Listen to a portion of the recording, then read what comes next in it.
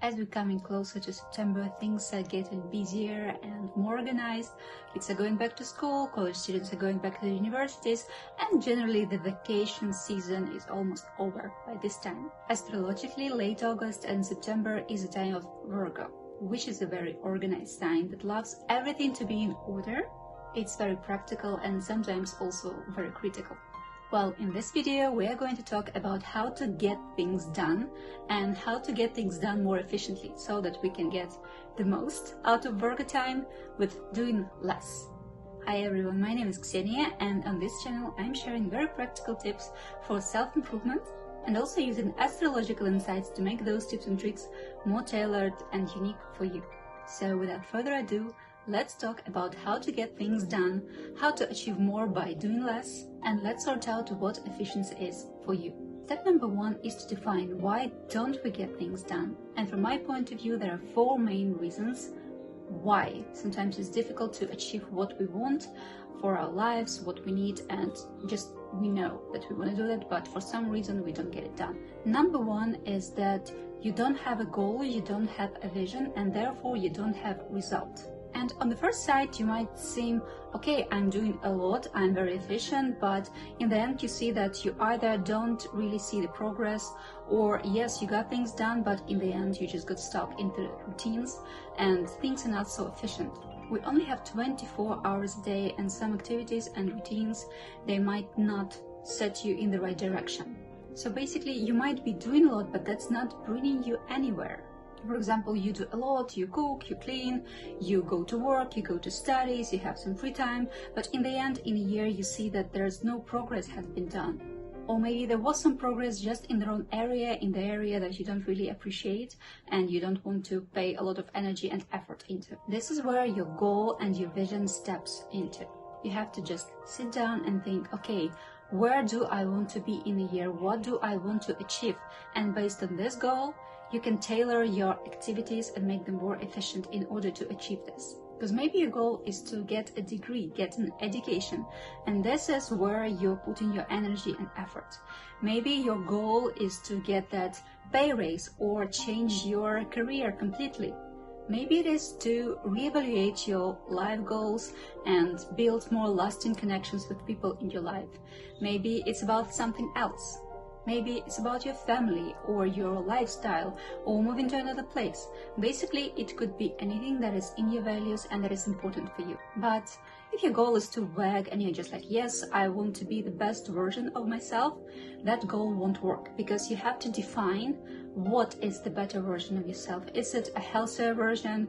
Is it a version with a better hair or nails? The version that can learn and knows when to say no and how to say it, a person that is not afraid to sit in front of the camera, or maybe it's something else. Maybe it's a version with a healthier, more toned body.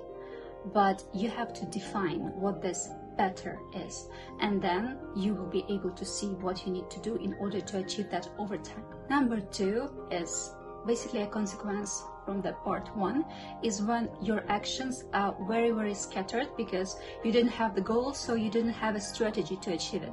On this step, even if you have a goal and you're doing some actions toward it, they're not working for some reason because they're too scattered, and this is not a strategy, this is just like tiny activities that you're doing that might contribute to this goal, but they don't really. For example, your goal is to have this perfect body, wherever it is for you. Maybe you want to be more toned, maybe you want to get skinnier, maybe it's something else. What you're doing is, for example, cutting on your calories, or when you have the mood to, sometimes you do that, sometimes you don't, then signing up randomly for classes when you can, taking walks, sometimes not, your sleep is a mess, your schedule is not really doing that for you, and you're just thinking about it and you're like, yes, I have this goal, but my actions, they're not defined, they're very chaotic, and so I'm doing something, but I'm not getting closer to what I want to achieve. Or maybe as you planned it, as you set your goal, you're like, okay, tomorrow I am waking up and I'm a whole new person and I'm just redefining my whole schedule and identity and everything. And you do it like 3 days in a row, then you get demotivated and you just ditch everything. So you got overloaded, you did not follow this plan, you were tired, frustrated, and the goal is still not achieved. This is why you need a realistic strategy. Do not try to do everything at the same time, because change is not something comfortable. It's going to be a certain level of discomfort, a certain level when you feel demotivated and tired. So it's easier when your strategy is gradual. So basically you start with one habit, then add another one when you're already got used to the previous thing that you implemented into your schedule and life. Number 3 is procrastination. And imagine you already have a perfect goal, you know what you want. That's great, that's step 1. Number 2 is you have a strategy and you know how to achieve it. You know how to change your lifestyle in order to get this perfect body or education or become a person who travels a lot. But you're not actually doing anything. You're thinking, okay, I'm going to start on Monday, and then on Monday something happens, you feel emotional or tired or just something unexpected disrupts your routine, and you're just like, yeah, maybe tomorrow. And then the next day you're like, yeah, okay, maybe next Monday, and then something happens over and over, or you're just getting stuck scrolling and resting and thinking, okay, I have my plan, I have everything, I just need to start my action.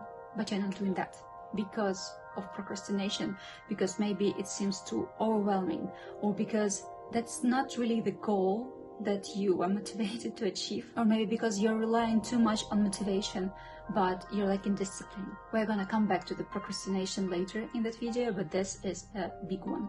Even with a great plan and a strategy, you still might be having difficulties with that. Number 4 that might be stopping you from progress is actually a desire to be perfect. That may be a reason of procrastination, or vice versa, being overwhelmed and trying to do everything at the same time. Yeah, I don't know why camera decided to take wide angle for the previous shots, but okay, it definitely was not perfect, I did not plan that, but okay, we are moving on. So this desire to be perfect and make everything perfect, and like, if I can't do it this perfect and ideal way that I imagined in my head, I won't do it at all. Well, yeah, that's also might be a big block. So those were the reasons why we don't get things done. And further in this video, we are going to sort out what can we do to change our approach, what can we do to finally achieve what we want in life. Let's move block by block. And the first reason was that, okay, what if we don't have any goal in our head? Number 1 is visualizing that perfect version of us that we really want to see. And on this step, please be very extremely detailed. Use this Virgo energy that might be helping you, or if it's not September and you're watching this video, just try to make it as detailed as possible. What this person does, how her day looks like, who are her friends, what's her style, how is she carrying herself throughout life. Basically make it very detailed. Think, why do you want to become this person? I said visualize, but there are several ways to do that. You can just take pictures from Pinterest, you can write it down on paper, you can basically write this perfect schedule. Important that we are not implementing everything that is on this vision board, so do not stop yourself, just be very detailed and just put as much as possible in as detailed way as possible. Here we don't want to stop our brain thinking like, oh yeah, that's too hard, I would never be able to do that. No, just imagine and just write everything down. We are going to define what we really need and what we really want to implement right now in this chapter of our life a little bit later. And I might tell you, this approach might change depending where you are at your life right now, at which stage, because I've tried it all. As a student, I was combining work and studies and parties. I didn't have much of a romantic life back then, but it was a very hard period of life to manage. And I must say, I made this mistake when I was just putting everything, trying to achieve everything, and it was very stable. Every 6 months I would get some awful disease, like with fever, end up in a hospital, just so that my body could have this rest for 3 weeks, because I was really overwhelming it. Or another period of my life with a complete disorganization. And now finally, for the last couple of years, it's been organized, it's been stable. Even despite all the instability and changes in the outer life, I'm pretty happy with what's happening in my life. Second idea for this block of getting this purpose and vision for the future is knowing your values. Do you know what your values in life are? What are those keystones that you are basing your decision making and how you live and what you want to achieve? Here I like to think about three main ones. In my case, it's about knowledge and exploration and learning new things from people and getting new experience. So basically trying as many things and experiences as possible in this life. This is something that's very important for me. Another thing is family and love, and I don't detach one from the other. And all decisions in life I make based on thinking about my family, my current family, and the expanded one that I see and foresee in the future. And health. For a long time, the third value was more about achieving success and getting those promotions at work, but now I realize that when I don't have my health and I'm not prioritizing it, everything else kinda doesn't really matter. So do you currently have your values in life? Can you define them? And I tell you, you might have them, but if you haven't worded them out, if you haven't put them on paper or just to voice them, basically say out loud what your values are, it can be really difficult. So if you know them and you want to share them, please put them in the comments. I think people do have very different values in life, and that's great, and it's interesting to learn what's important for other people. So if you feel like sharing it, please put them in the comments. And a very interesting practice that you might do to define what you want to achieve actually is called 5-25 rule. What you're doing is you're writing down 25 things that you want to achieve in your life. And here the scale of those achievements doesn't really matter. You can say, I want to learn Spanish. I want to visit all the countries in Europe or in America. I want to raise children. I want to meet the love of my life. I want to, and then whatever. Instead of aiming big and thinking, okay, 25 things I want to achieve throughout my whole life, you can think about 25 things you want to achieve throughout this year. Write them down. Those things really have to be important for you and what you want to make done. Now it's a very important, maybe pause this video and watch the rest later or come to the next section, but first do those 25 things. Don't watch any further if you haven't done it. In like this section, you can check the time codes and jump to the next one. Once you've written those 25 things down, now you need to highlight 5 out of 25 that you want to get done and you want to achieve the most. And once you've done that, look at those two groups. Basically, you have this group A, the 5 most important things, and then you have the group B. Basically, it's like nice to be done. And the thing about that is now you just cross out all those 20 things that you didn't highlight it as the most important ones. Cross them out and never think of them again. Sounds brutal, but it's what's really going to help us to not get this scattered focus and to achieve the most important things without sprinkling our attention and energy and activity into the other ones. I know you've put a lot of time and effort to make this list, but please try this practice. I must say, in a way, it feels really painful and hard to cross out those goals, like, am I not going to achieve them? You can't know everything, you can't learn everything, you can't use the 24 hours of your life to become a master in everything, but you will achieve the most important things that are most important for you. It's a pretty tough practice, but it really works. I hope this practice helped you to define your goal and purpose, and now we're going further into building our strategy and making our plan happen. And there was a research by Zeigarnik, and it's called Zeigarnik effect, which shows that our brain is actually preoccupied with the tasks that we haven't completed yet over those that we already done.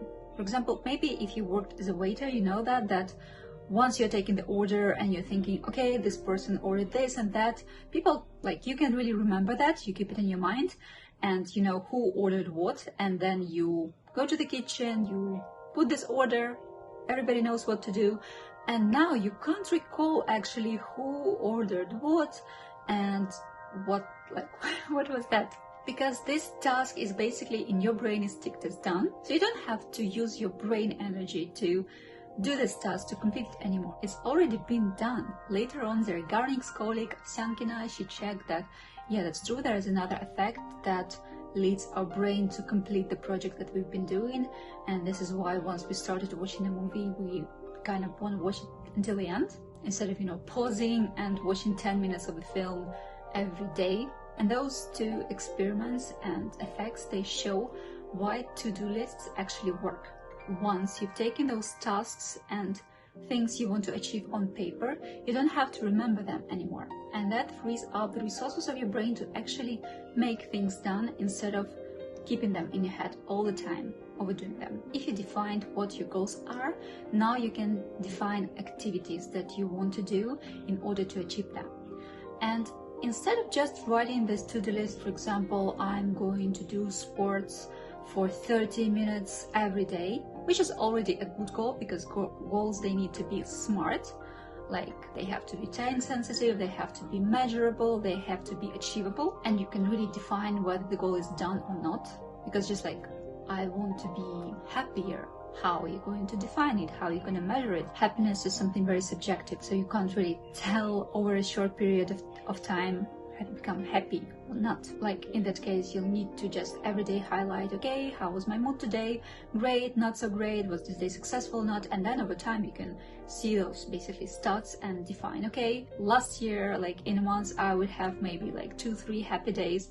Now it's 20% of days are happy. Instead of just writing down what you want to do and what you're planning to do every way, so you won't overwhelm yourself, you want to book the time slots for those tasks. For example, if you're like, okay, I'm going to go to the gym every day for 2 hours, and then your schedule is clearly not allowing that because, for example, you have your studies, you have your work, you have your social interactions, and unless you book this time, you won't be able to achieve that. You won't be able to keep up to this promise, and you'll get demotivated because, oh, I haven't done that. But you couldn't because there was no time. And it might not be every day, it might be, okay, let's start with 2 times a week, then it could be 3 times a week. But we've set this time aside. We know that we won't be working, we won't be cooking, we won't be cleaning, we'll be dedicated to this task. And this saves you from making those grand plans that, okay, I'm waking up at 6 a.m. and I'm doing everything before 8, and basically just one task from this list takes an hour. That's not realistic. Please, when you're planning, book some rest times as well, or just like leave them blank so that you know, okay, this is my eligible rest time. I'm not doing anything. I am restoring my energy. I'm not scrolling my phone or doing something disruptive, but I have this time just to stare in the sun, just to do whatever, but have some quality rest. If you have a lot of planets in your birth chart in Virgo, it might be easier for you. If not, you might want to just follow your schedule throughout the week and just book things in your calendar as they go. For example, okay, I usually wake up at this time, and then the next 30 minutes from waking up to going outside, I'm beautifying, I'm doing some hygienic procedures, or I'm cooking. And then as you've done it, you go, okay, I was doing this, you just put it in your calendar, and then after a week you can realistically see what your schedule looks like. Nobody's going to look at it, so just do it honestly for yourself so you can see, and the results might surprise you. For example, the amount of time that you've dedicated on your phone or Instagram, or watching TV series, or meeting with friends that you don't really enjoy being with. That might be a lot of activities that you're going to see and like, why am I even spending my time to do these activities? So this reverse practice of not just building your future schedule but reviewing your current one, it can free up a lot of time, because you'll see what things no longer serve you, what things do not contribute to these goals that you have in mind, and what you can just say no to. And if you really decided that you're motivated and you're going to plan every minute and every moment of your life, think about it. If in your values, just like in mine, there are things like, okay, I want to try new experiences, I want to try new things.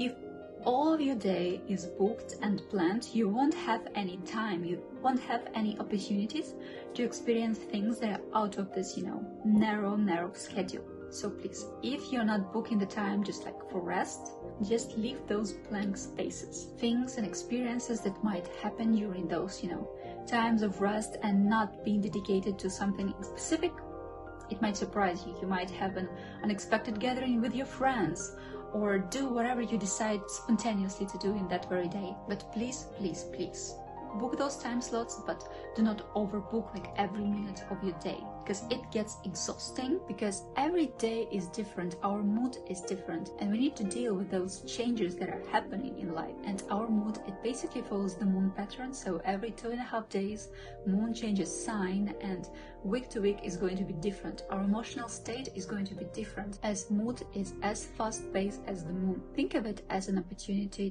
to, first of all, try new experiences, or just have some extra rest and still get all the things that you plan done, and keep your motivation, because things might look great on paper, but once you really start doing them, they might be more difficult, more exhausting, take up more energy that you have planned, even more time that you have planned. And it's important to have those like time pockets. And we're back to procrastination. In the procrastination part, there are two main practices which I really like to use. One of them is the 5-second rule, introduced by Mel Robbins.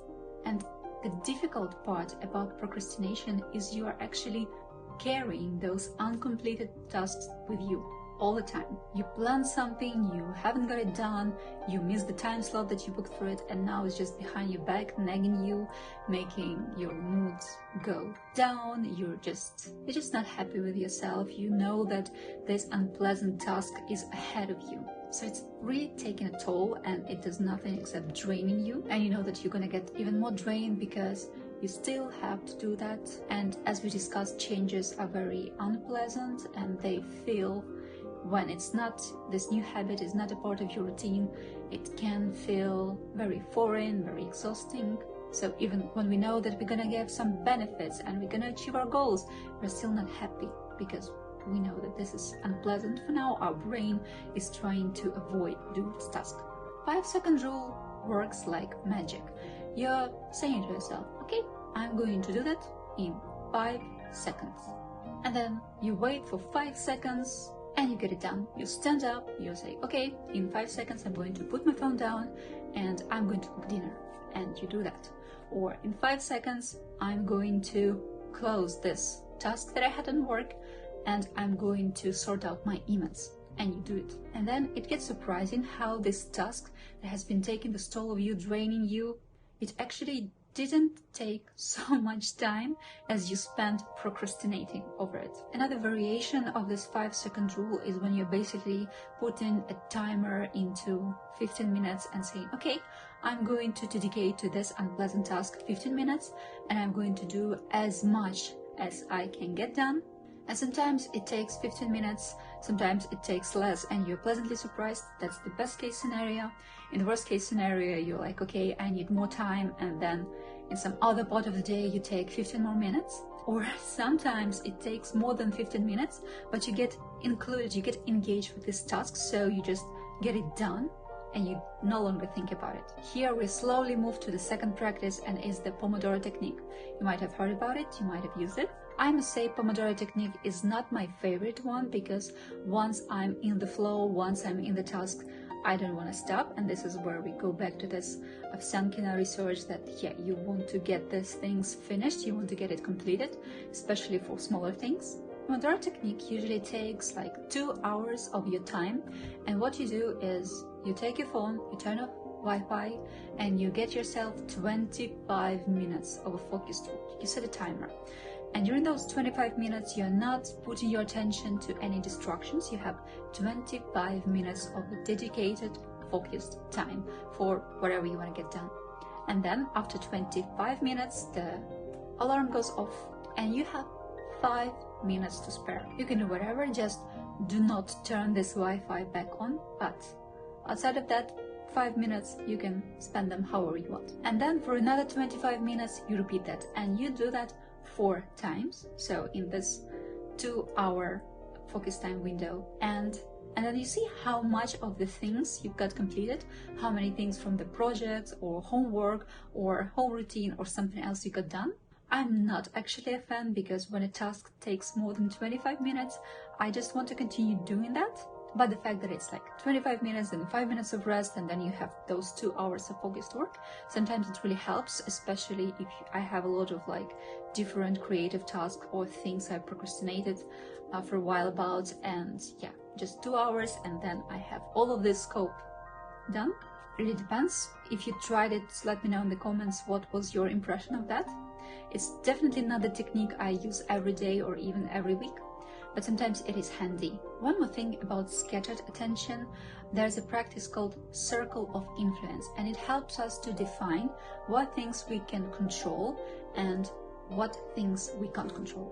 There's a well-known serenity prayer which sounds like, "Grant me the serenity to accept the things that I cannot change, the courage to change the things that I can, and the wisdom to know the difference."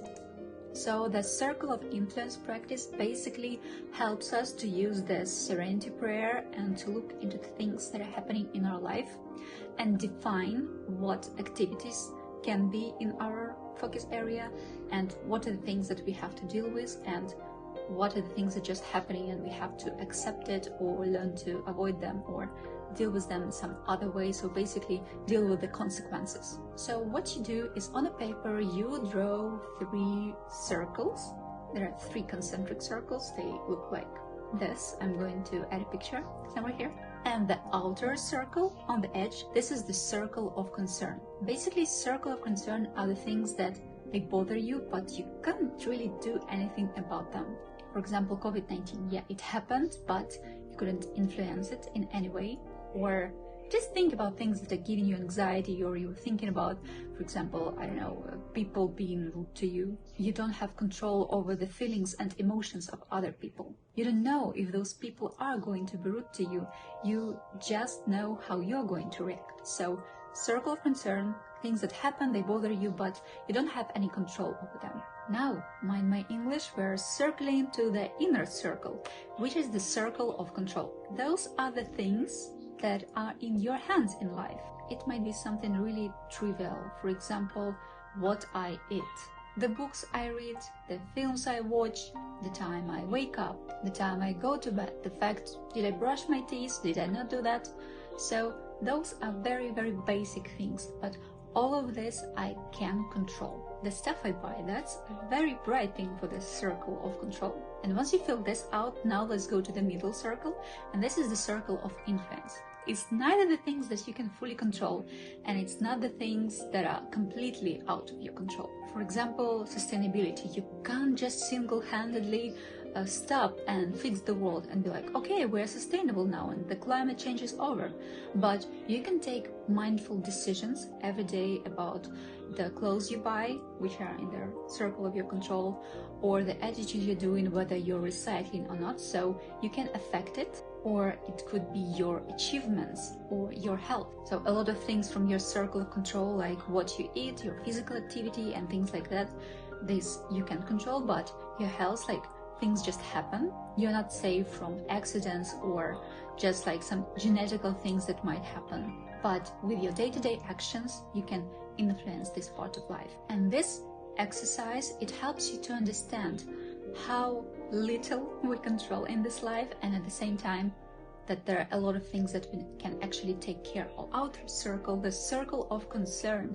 It is called so because all you can do about those situations is to be concerned. And I could remember in my high school years or early in the university, I would be very concerned about those things, like somebody was rude to me, something bad happened, somebody wasn't in the mood, and I was so affected by it.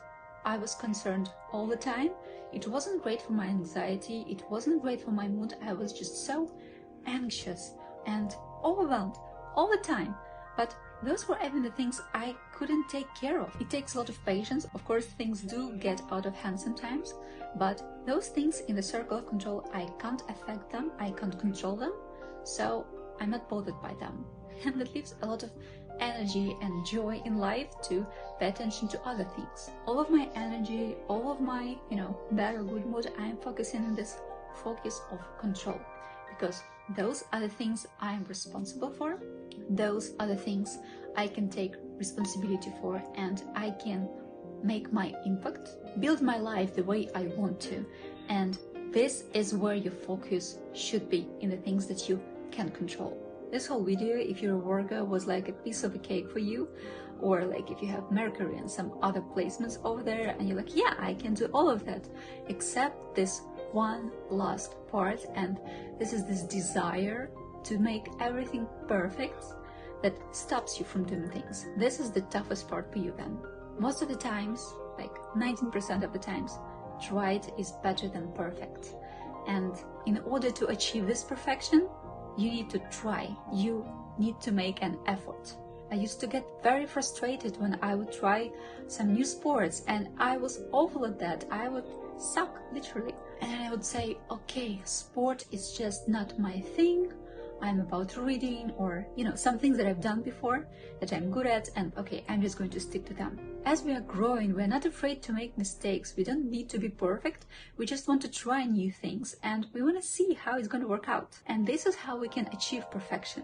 Nobody's just picking up a violin and becomes like, oh, I'm just perfect at that. Now I'm going to play concert and become the first violin of an orchestra. No, you need to put a lot of time, dedication, and you are going to make mistakes. I do encourage you to do therapy and to reflect on why, like where does this desire to do everything perfect stems from? But please, please, please try. Just try and see how it's gonna go. You might not even like it. And if you have the same problem as I do, I would recommend you the 40-hour rule.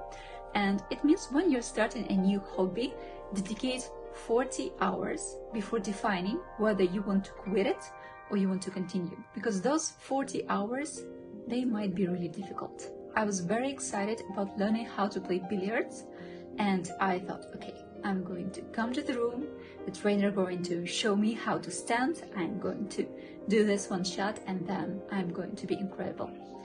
But no, it was fun, it was interesting, I was excited, but I was awful at that. It takes a lot of time to learn how to take care of my body, how to own my body, how to be precise, and how to pocket those balls. And then in 40 hours, I made a decision that I do want to continue. And I'd say if I would have to make this decision after 3 hours, I would never be in the billiard room again. Just because I wasn't good at it and I was upset. Once again, tried is better than perfect. Thank you so much for watching this video. I hope it will help you to achieve your goals and achieve more by doing less. In the next video, we're going to talk about Virgo and what can this zodiac sign teach us. And meanwhile, have a wonderful day. Thank you so much for watching.